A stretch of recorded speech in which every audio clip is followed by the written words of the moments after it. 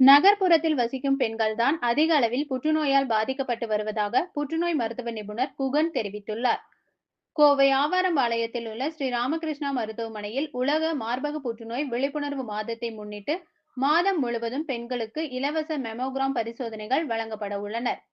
பின்னர் செய்தியாளர்களை சந்தித்து பேசிய புற்றுநோய் மருத்துவர் குகன் கூறியதாவது: 2018ஆம் ஆண்டு இந்தியாவில் 1,68,000 மார்பக புற்றுநோய் இருந்து வந்த நிலையில், தற்போது 2,22,000 பெண்கள் புற்றுநோயால் பாதிக்கப்பட்டதாகவும், புற்றுநோயால் பாதிக்கப்பட்டதில் பெண்கள் இந்தியாவில் முதல் இடத்தை பிடித்துள்ளனர்.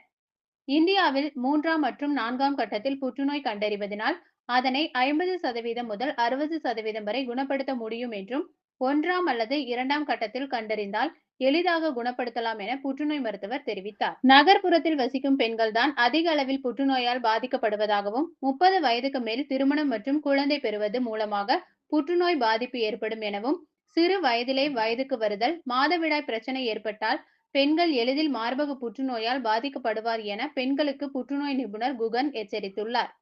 மேலும் பி&எஸ் குடும்பங்கள் தலைமை நிர்வாக அதிகாரி பிரியங்கா கார்த்திகேயனி மற்றும் எஸ்&ஆர் சன்ஸ் நிர்வாக அறங்காவலர் சுந்தர் ஆகியோர் புற்றுநோய் விழிப்புணர்வு குறித்து வீடியோ பதிப்பை அறிமுகம் செய்தனர் என்பது குறிப்பிடத்தக்கது.